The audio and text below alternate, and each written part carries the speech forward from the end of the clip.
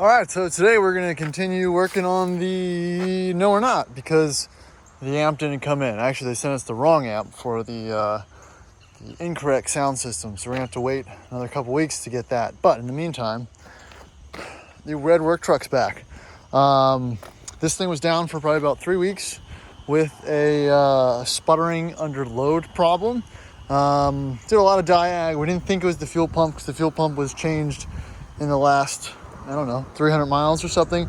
But this truck was the one that sat for probably 5 or so years on a farm before it was kind of brought back to life. And, new oil, new valve cover gaskets, new fuel pump, blah, blah, blah. Just the stuff you do normally to get a truck back running.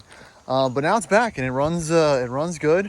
And I think today I'm going to replace the fan clutch if I have the right parts. I'm gonna look around, see what I got. I got a package yesterday, and if I do, we'll go ahead and change that. And I'll give you a better tour of the truck, since I didn't really do that the first time. It was kind of frustrating not being able to figure out what was wrong with this thing, because like I said, it's one of the most reliable setups that you could actually, buy in an old truck. It's a straight six. It's the 300 with the 5-speed manual, 200,000 miles.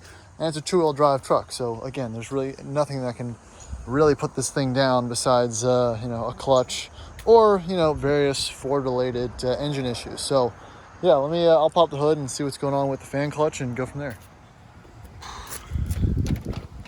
All right, back here with the F-250 work truck. Gonna show you guys how to get the fan clutch in. It's a different day, but I had to grab a different part. So I skipped a few steps. So if you'll notice, it's already installed. Yeah, well, because in this video I'm going to tell you how to get the fan clutch in a 300 inline six. What you're going to want to do is find a good mechanic friend, or my buddy Tyler, to get an air hammer and air hammer this thing off, because the wrench set you can get online, or the box wrench system, it's not going to work. This is almost a 30-year-old setup here. And I'm sure it was the original fan clutch, and that thing just wouldn't budge. So Tyler got the air hammered it off, and I replaced it and spun the new one on. So yeah, she's good as new now.